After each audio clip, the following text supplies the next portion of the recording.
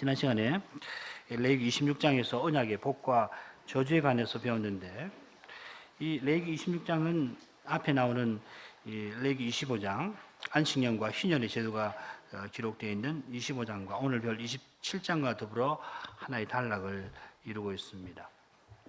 레위기 25장은 이스라엘의 국가 생활에 근간되는 안식년과 희년의 제도를 제시하고 있고, 레위기 16장은 이스라엘이 이 거룩한 제도 위에서 국가 생활을 역사 위에서 어떻게 영위해 나가야 하는가 하는 문제를 다루고 있습니다.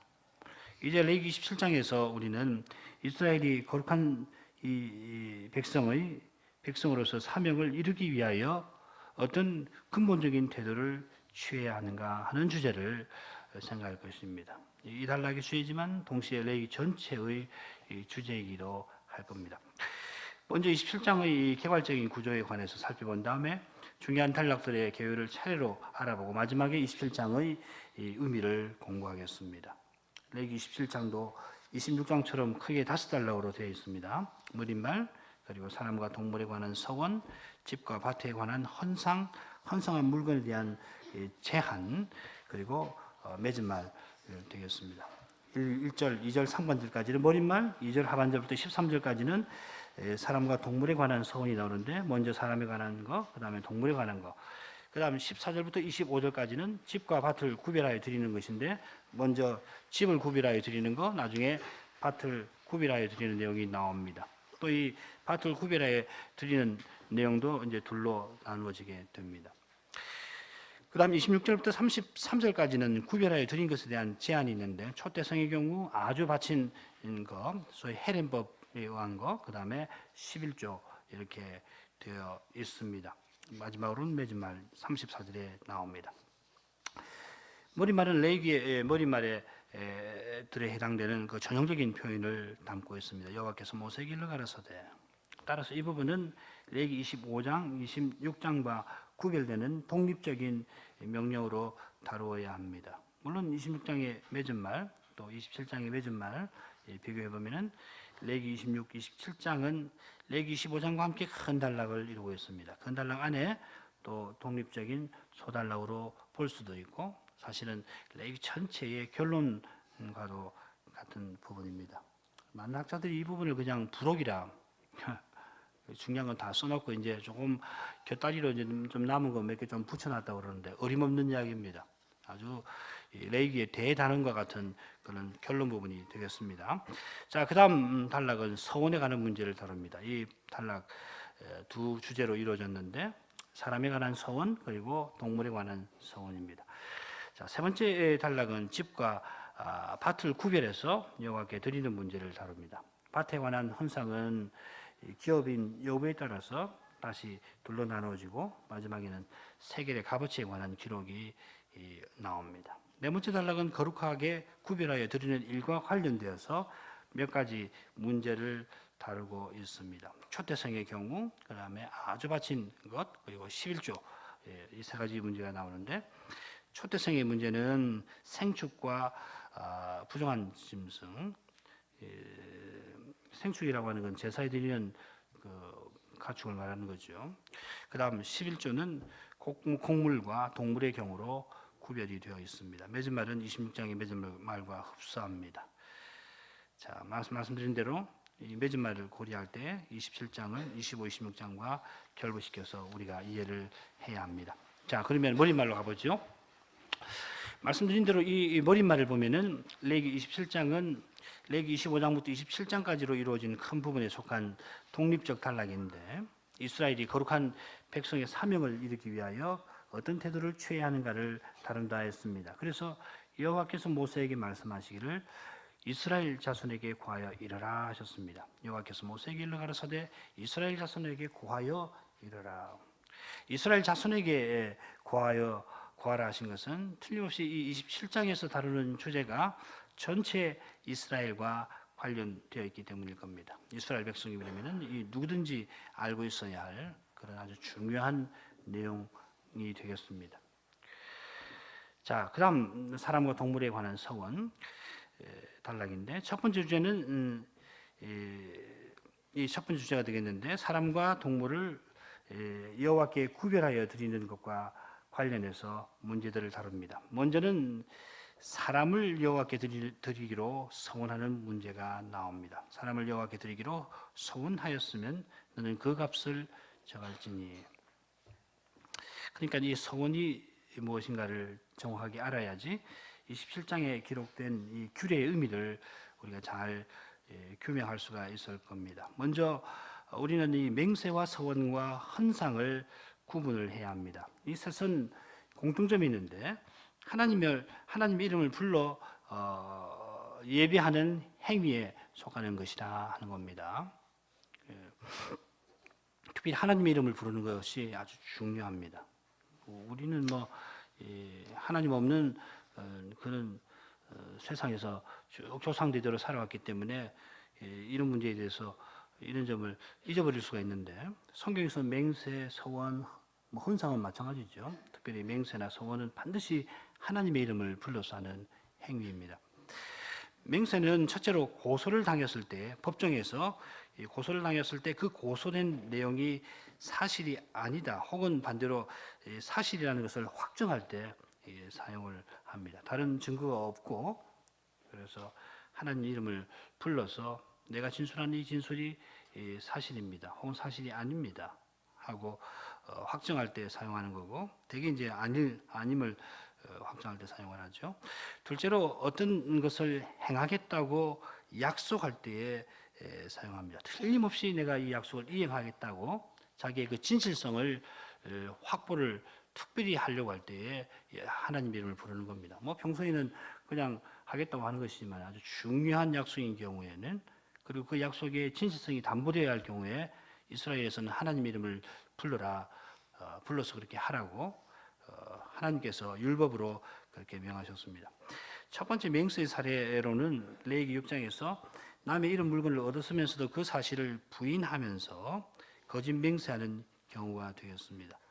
두 번째 맹세의 예로는 다윗이 솔로몬대로 왕위를 자기가 틀림없이 잇게 하겠다. 이건 굉장히 중요한 문제 아니에요? 왕위를 이양하는 문제인데 그리고 밧세바에게 약속을 할 때 맹세를 합니다. 자, 이처럼 맹세를 할 때 하나님의 이름을 불러서 바꿔 말하면 하나님을 최고의 재판장으로 삼아서 행하게 됩니다. 그래서 이 예배가 되는 것이죠. 우리 예배는 왕이신 하나님께 나가서 경배하는 것이거든요. 그러니까 이 맹세나 서원은 틀림없이 예배 행위이고 특별히 예배에서도 아주 중요한 예배 행위가 되겠습니다. 서원은 하나님께 무엇을 행하겠다고 약속하는 행위인데 서원이 맹세와 다른 점은 조건이 붙어 있다는 겁니다. 이렇게 해주시면 제가 이렇게 하겠습니다 하는 겁니다. 가령 야곱이 바단 아람으로 떠나는 길에 베델에서 하늘에 닿는 사닥다리에 대한 꿈을 꾸게 되죠. 하나님께서 안전하게 가나안에 돌아오게 해주시면은 그곳에다가 성소를 짓고 제가 11조 드리겠습니다. 서원을 했습니다. 하나님이 이렇게 해주시면은 제가 이렇게 하겠습니다. 또 입다가 암몬 자손을 이기게 해주시면은 자기 집에서 가장 먼저 자기를 맞이하는 사람을 주님께 드리겠다 서원한 일이 있습니다. 따라서 성경에 나오는 모든 서원은 하나님께 구별하여 드리는 일과 관련됩니다. 서원에서 드리는 것이 동물이 될 수도 있고 사람이 될 수도 있고 때로는 성소가 될 수도 있고 11조도 될 수도 있고 그렇습니다. 자, 구별하여 드리는 일은 그 다음에 성소에 갖다 드리는 점에서는 서원과 비슷합니다만은 서원과 달리 무슨 여기는 조건이 붙는 건 아니고 따라서 구별해 드리는 일이 미래에 발생하는 것 아닙니다. 서원은 어떤 조건이 이루어지면 그 다음에 거기 따라서 이제 약속을 이행하는 건데 구별해 드리는 것은 그런 것 아닙니다. 서원은 이렇게 해주시면은 하고서 조건이 붙어서 그 조건이 성취될 때에 서원을 갚게 됩니다. 그러나 구별하여 드리는 일은 그것을 언급하는 자리에서 유효해집니다. 가령 여호수아가 여리고성을 마지막 7번 돈 다음 장면에서 우리가 그 예를 찾을 수가 있겠습니다. 같이 한번 읽어보죠. 이 성과 그 가운데 모든 물건을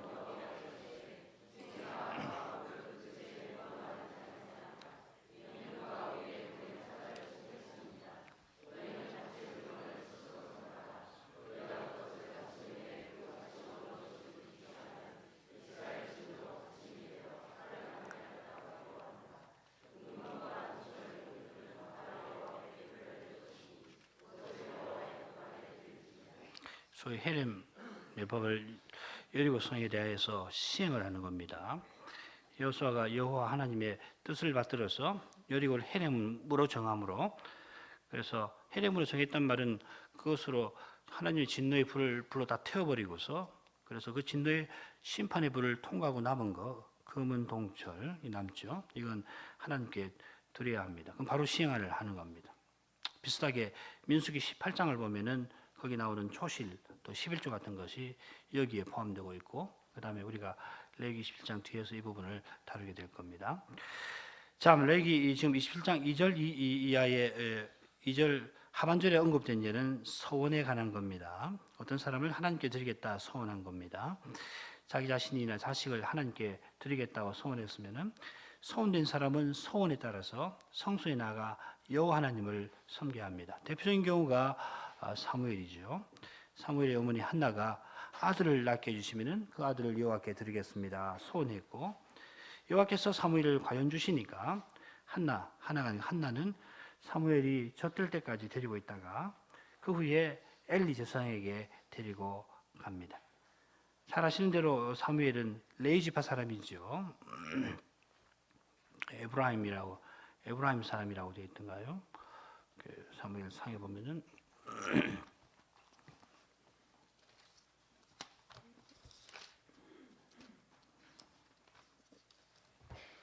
에브라임 삼지, 에브라임 사람 엘가나, 아버지 이름이 에브라임 사람 엘가나라고 되어 있으니까 많은 사람들은 사무엘이 에브라임 지파인가 보다 이렇게 생각을 하거든요.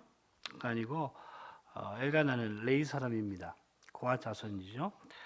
그러니까 레인들은 이스라엘 12지파 흩어져 살지 않습니까? 그래서 그 사는 지역을 따라 가지고서 에프라임 사람 이렇게 이야기하는 거거든요.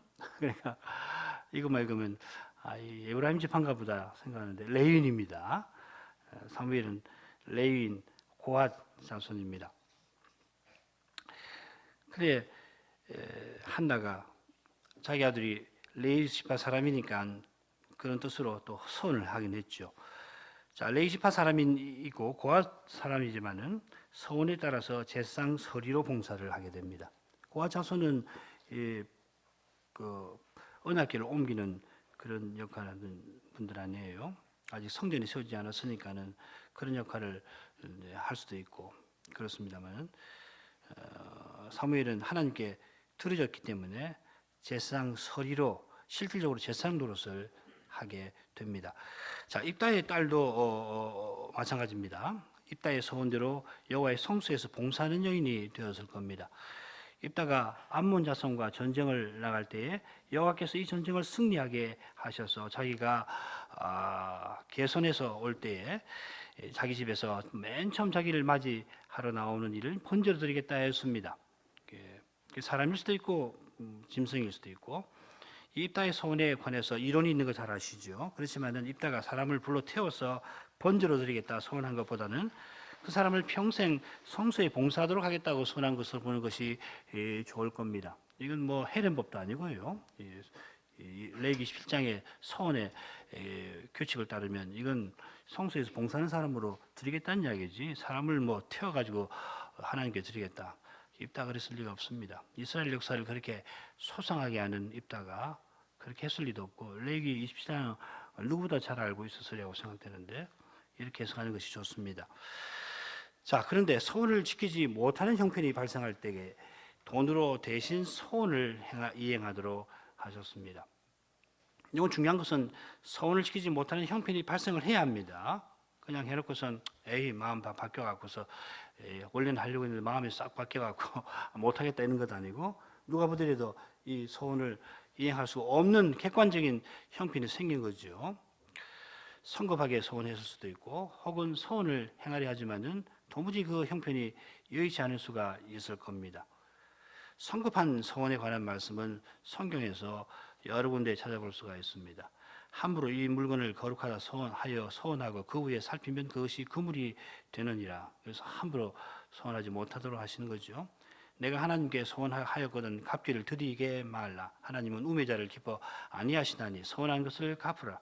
서원하고 갚지 아니하는 것보다 서원하지 아니하는 것이 나으니 내 입으로 내 육체를 범죄케 말라. 사자 앞에서 내가 서운한 것이 실수라고 말하지 말라. 어찌 하나님으로 내 말소리를 진노하사 내 손으로 한 것을 멸하시게 하랴.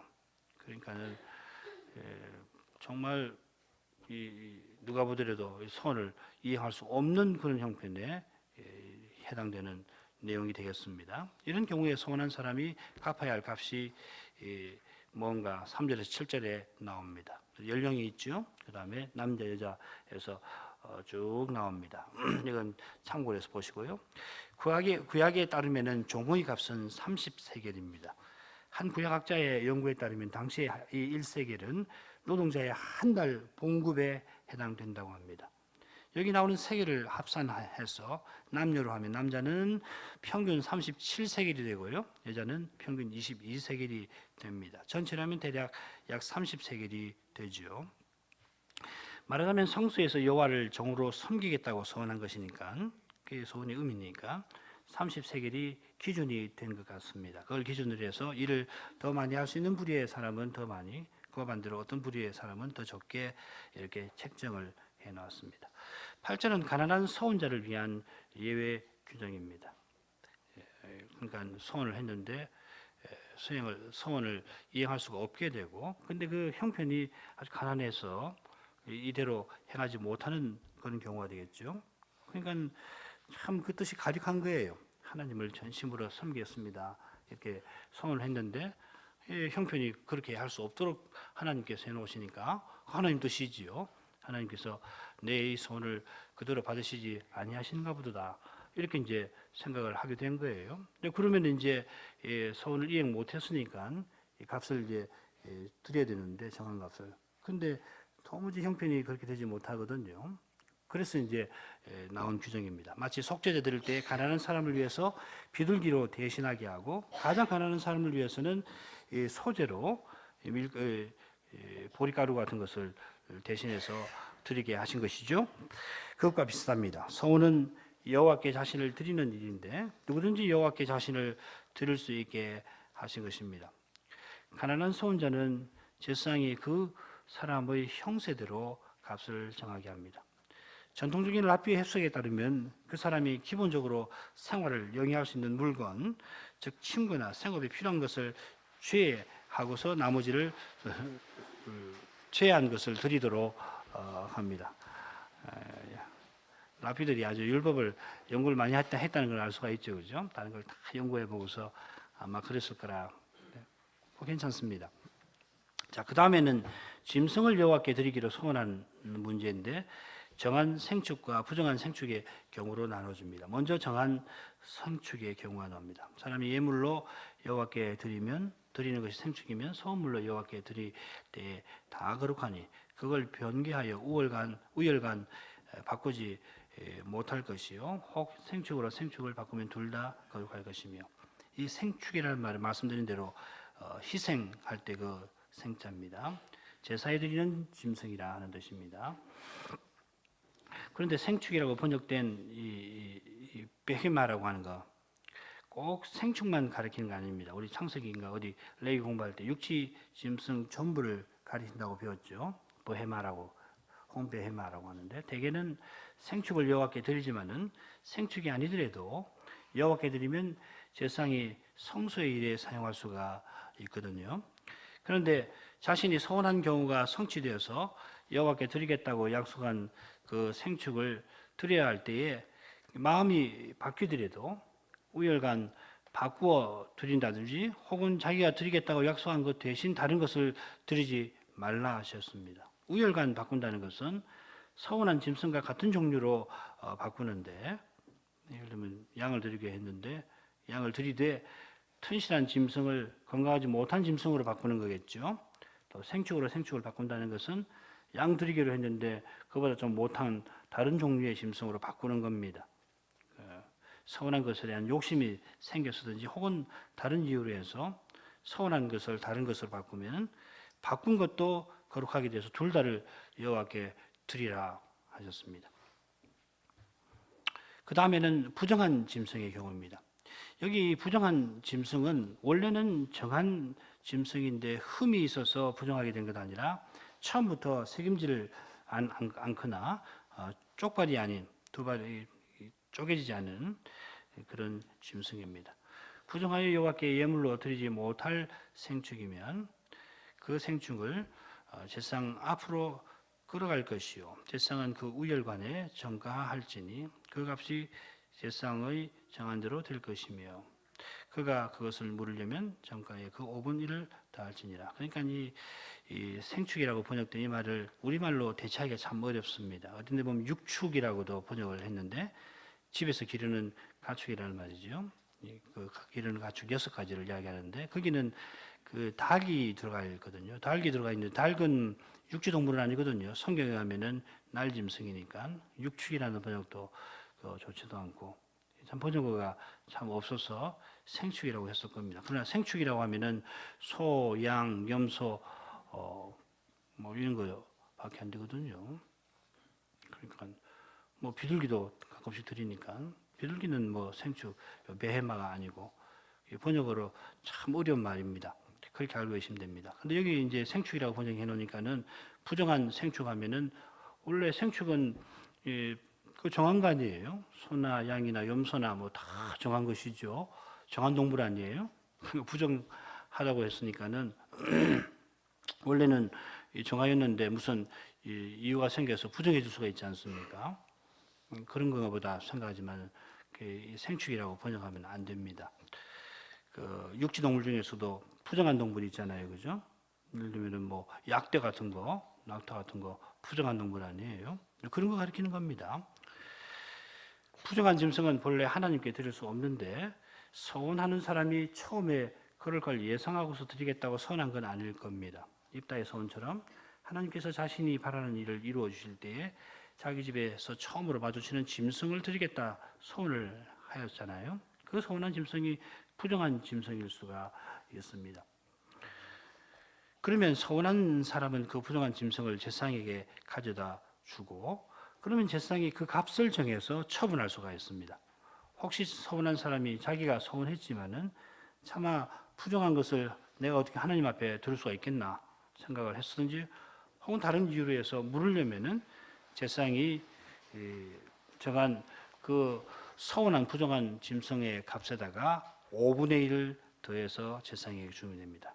여호와께 드린 것이니까 거룩한 상태에 있잖아요. 그 상태에서 벗어나서 일상생활에 그 배말을 육지동물을 쓸 수가 있을 텐데 그러려면 속죄제 규례처럼 5분의 1을 여호와께 더해서 드리는 겁니다.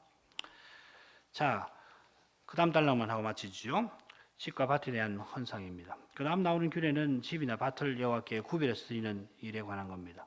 집에 관한 부분이 먼저 나옵니다. 사람이 자기 집을 구별하여 여호와께 드리려면 제사장이 그 우열간에 정가할지니 그 값이 제사장의 정한 대로 될 것이며 그 사람이 자기 집을 물으려면 정가한 돈에 그 5분의 1을 더할지니 그리하면 자기 소유가 되리라. 이 부분은 바로 앞에 부정한 짐승의 경우와 비슷합니다. 자기 집을 드리면 성소에 귀속이 되어야 되는데 그러면 제사장과 레인이 그걸 쓰든지 아니면 값을 정해서 팔 수가 있습니다. 만일 헌상한 사람이 그 집을 계속 쓸 뜻이 있다면은 정가에 5분의 1을 더해서 드려야 합니다. 그 집이 거룩해졌으니까 거룩한 상태에서 벗어내서 이 정한 영역에서 그대로 쓰려면은 5분의 1 속건제 드리는 것과 같은 원리로 해서 드려야 합니다. 자, 그 다음에 밭을 구별해서 드리는 문제가 나오는데 역시 이 두 경우로 나뉩니다. 먼저 자기 기업의 밭을 드리는 문제가 쭉 나옵니다.